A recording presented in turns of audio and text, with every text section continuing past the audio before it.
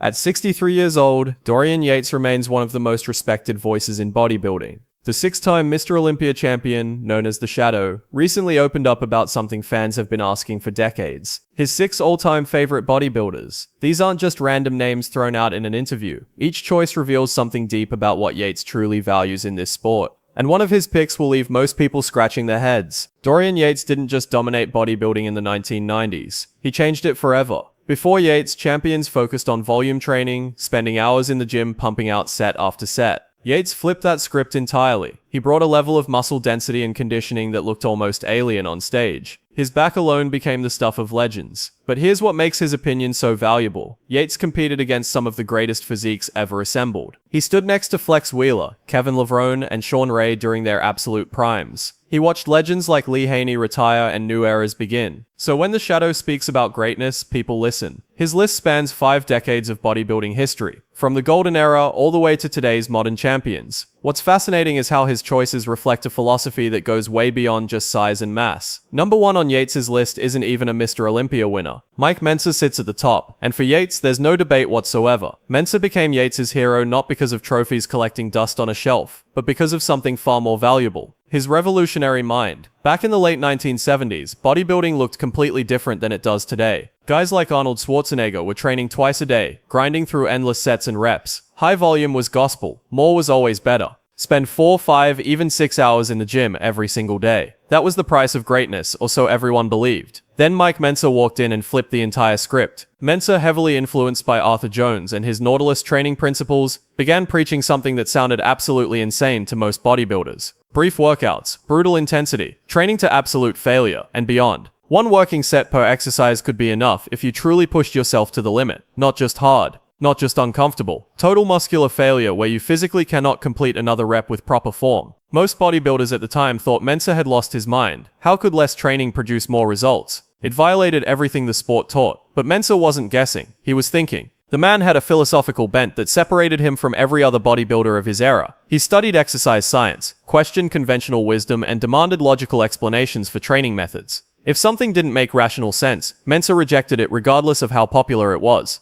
Yates first discovered Mentzer's work through magazines. This was back in the mid-1980s when Yates was still an amateur in England, training in a basement gym in Birmingham. He'd read Mentzer's articles in Muscle Builder magazine, and something clicked immediately. The logic resonated. Why trash your body with endless volume when you could stimulate maximum growth with focused intensity? Yates started experimenting with Mentzer's heavy-duty system, cutting back his sets dramatically, and pushing each one to absolute failure. The results shocked him. His physique transformed faster than it ever had with traditional high-volume training. But the real magic happened when Yates actually met Mentzer in person. This was in 1991 at Gold's Gym Venice, the mecca of bodybuilding. Yates was already making waves in the pro ranks, but he wasn't yet Mr. Olympia. Mentzer watched Yates train and made a suggestion that would change bodybuilding history. Cut it back even more. Just 1 working set per exercise. Yates was doing 2 working sets at the time, both to failure, and he thought that was already extreme. 1 set seemed impossible, but Mentzer insisted, and Yates trusted him enough to try. What followed was one of the most brutal training sessions Yates ever experienced. Mentzer put him through a biceps workout that became legendary among those who witnessed it. 1 working set of preacher curls, but taken to a level of intensity that most people can't even comprehend. Yates repped out to failure, around 7 reps with heavy weight. But that was just the beginning. Mentzer then assisted with forced reps, helping just enough to keep the weight moving for 2 more grueling repetitions. Then came the negative phase, where Mentzer actually pushed down on the weight stack, adding resistance as Yates fought to control the descent. And if that wasn't enough torture, Mentzer added 25 more pounds and had Yates hold a static contraction for 15 seconds while his biceps screamed in agony. When it was over, Yates' arm was completely annihilated, utterly exhausted. That was true high-intensity training.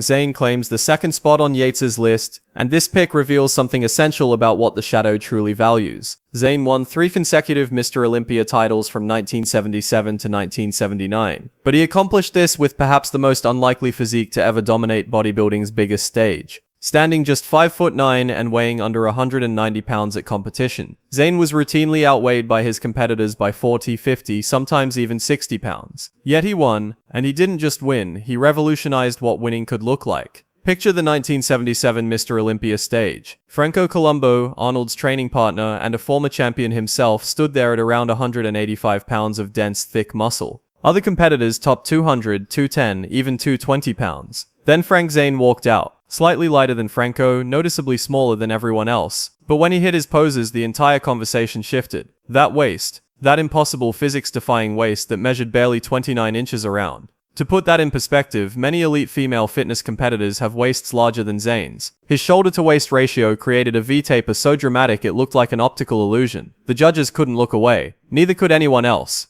Yates calls Zane his favorite bodybuilder from the golden era, and he specifically praises Zane's outside-the-box thinking. That phrase barely scratches the surface. Zane didn't just think outside the box. He redesigned the entire box while everyone else was still figuring out how to open it. While his competitors were doing heavy squats and deadlifts to pack on mass, Zane deliberately avoided movements that would thicken his waist. He recognized early that squatting heavy forced the stomach outward in the bottom position, and holding a loaded barbell on your back caused slight side-to-side bending that built the obliques. Bigger obliques meant a wider waist. Zane wanted none of that. He did leg extensions instead of squats before competitions. He ran at night to keep his legs defined without adding bulk. Every single training decision served one purpose: maintain that waist at all costs. But the waist was just the foundation. Zane's real genius showed in how he built everything else. He focused obsessively on the golden ratio, those mathematical proportions that artists and architects have used for centuries to create visual perfection. His chest-to-waist relationship wasn't accidental. Neither was his shoulder width or arm development. Zane studied anatomy textbooks like a medical student. He understood precisely which muscles created which visual effects. He knew that slightly smaller, more defined muscles often appeared larger than bloated, smooth ones. This wasn't bodybuilding as sport. This was bodybuilding as science and art combined. The man literally had a bachelor's degree in science and eventually earned a master's degree in experimental psychology. His nickname became the Chemist, partly because of his academic background and partly because he experimented with supplements and amino acids when most bodybuilders barely understood protein powder. Zane approached nutrition with the same meticulous precision he brought to training. He didn't bulk up and cut down like everyone else. He stayed relatively lean year-round, making small adjustments rather than drastic transformations. This prevented his waist from ever expanding beyond that crucial 29-inch measurement. Then there's the vacuum pose. If you've seen the iconic photograph from the 1979 Mr. Olympia, you know exactly what made Zane legendary. Arms raised overhead, ribcage expanded, and his entire midsection pulled inward so dramatically that you could see the outline of his ribcage creating a cave where his stomach should be. The vacuum pose wasn't a trick or an illusion. It required extraordinary control over the transverse abdominis and oblique muscles deep in the core. Most bodybuilders today can't perform a proper vacuum because they've built their midsections outward with heavy weighted ab work and countless crunches.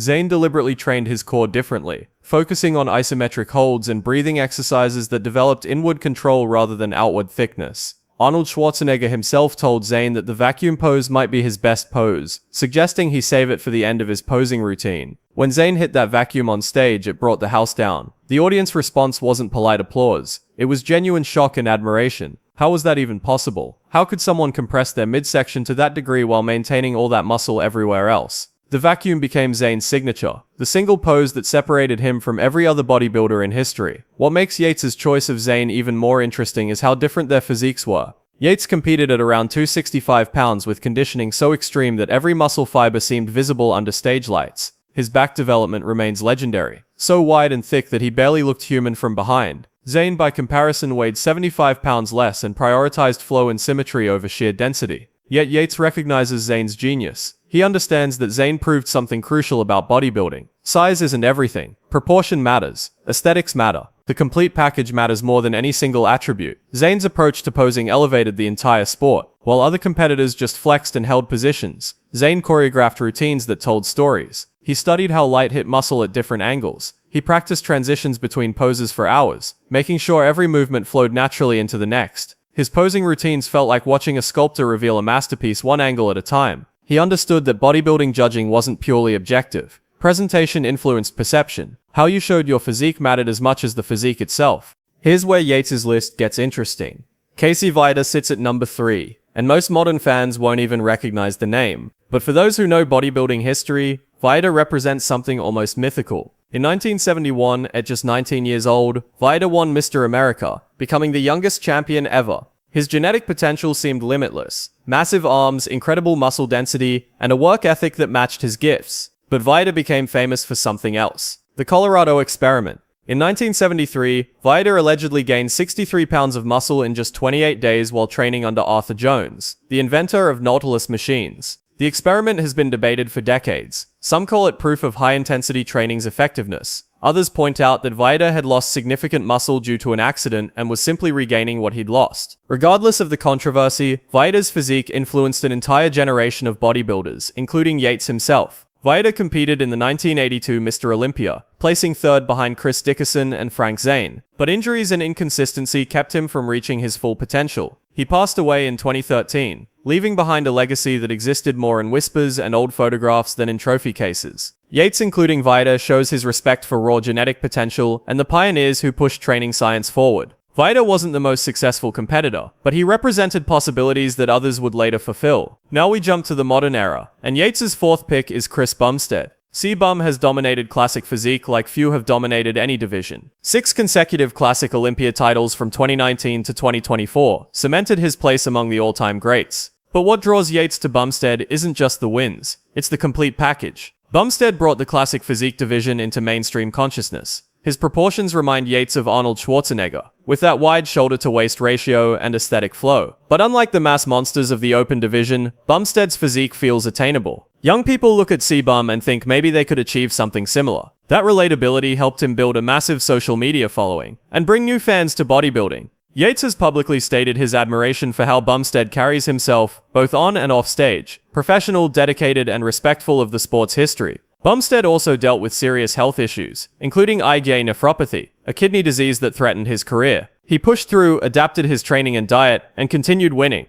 That resilience resonates with Yates, who himself dealt with injuries throughout his career. The fact that Yates picked someone from classic physique over many open division champions shows how his perspective has evolved. He appreciates that bodybuilding can be about more than just extreme mass. Sometimes proportion and aesthetic appeal matter more than another 10 pounds of muscle. Hadi Choopan rounds out the modern picks at number 5, and this choice makes perfect sense when you understand Yates's training philosophy. The Persian Wolf won the 2022 Mr. Olympia, but his journey to that stage was anything but easy. Choopan grew up in poverty in Iran, training in basic gyms with limited equipment. He faced visa issues that kept him out of major competitions for years. When he finally got his chance on the Olympia stage, he brought a package that reminded many of Yates himself. Incredible conditioning, granite-hard muscle density, and an intensity that showed through every pose. Yates has specifically mentioned Choopan's hardcore training style and grit. The Persian Wolf doesn't rely on superior genetics or perfect proportions. He wins through pure work ethic and mental toughness. His training videos show someone pushing beyond normal limits, training through pain and fatigue that would stop most competitors. That approach mirrors Yates's own shadow methodology. Go harder than anyone else is willing to go. When everyone else stops, you keep pushing. Choopan's 2022 Olympia win validated what Yates had been saying. You don't need to be the biggest guy on stage. You need to be the most complete and the hardest working. In an era where open bodybuilding had gotten increasingly criticized for bloated midsections and distended guts, Choopan showed up with a tight waist and conditioning that made his muscle separation look three-dimensional. That's what Yates respects. Someone who honors the fundamentals of the sport while competing at the highest level. But wait, that's only 5 names. Yates's 6th favorite requires understanding the bigger picture of his competitive era. While he didn't include them in his absolute top favorites, Yates has spoken extensively about 3 legends who shaped his career. Lee Haney stands as one of the greatest ever, with 8 Mr. Olympia titles tied with Ronnie Coleman. Yates calls Haney the ultimate male physique alongside Arnold. Haney represented everything right about bodybuilding. Size with aesthetics, power with proportion. He retired undefeated, walking away while still on top. That takes a different kind of strength. Flex Wheeler became Yates's most aesthetic rival during his competitive years. Yates has called Wheeler the best bodybuilder to never win the Olympia, praising his incredible genetics and muscle shape. Wheeler placed second to Yates multiple times, always bringing a package that looked like it was sculpted by the gods themselves.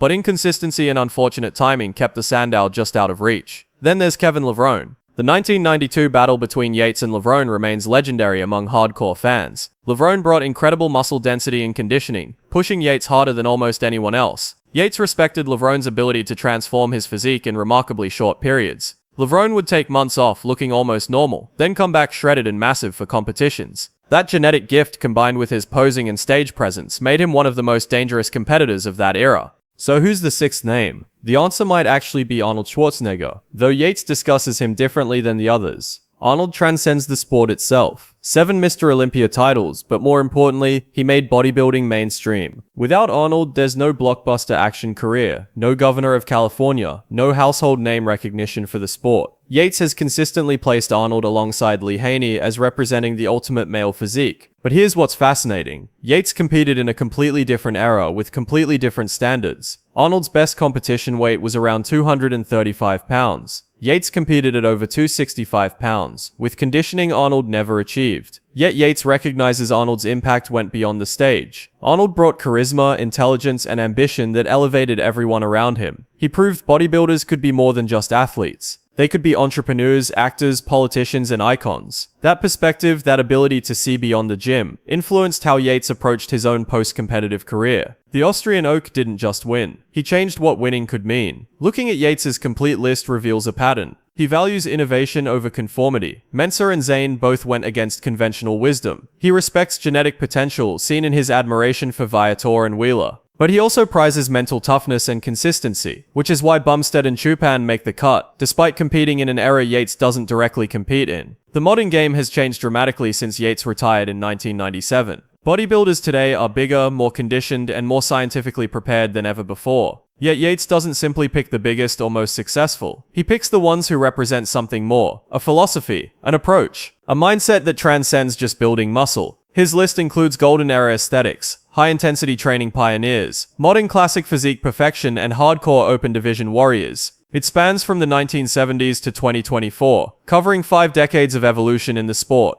At 63, Yates has the benefit of perspective that active competitors can't have. He's watched multiple generations come and go, he's seen training methods evolve, nutrition science advance, and the sport itself transform from underground subculture to mainstream entertainment. His favorite bodybuilders represent the best of each era, chosen not for political reasons or popularity, but for the genuine impact they had on his understanding of what makes someone exceptional. When the Shadow names his 6 favorites, he's really telling us what he values most. Innovation, aesthetics, mental toughness, consistency, the courage to be different, and the dedication to push beyond what others think is possible. These 6 names, spanning 5 decades, paint a picture of bodybuilding as art, science, and mental warfare combined. From Mentzer's revolutionary training philosophy to Bumstead's modern aesthetic perfection, each represents a different path to greatness. Yates proved you could be a mass monster with conditioning. His favorites prove there are many ways to be legendary in this sport. The question isn't whether you agree with his list. The question is what it reveals about what truly matters when the trophies are in the cabinet and the stage lights go dark. Dorian Yates built a legacy that will never fade. His choices for favorite bodybuilders show that he recognizes greatness in all its forms, not just the ones that look like his own reflection.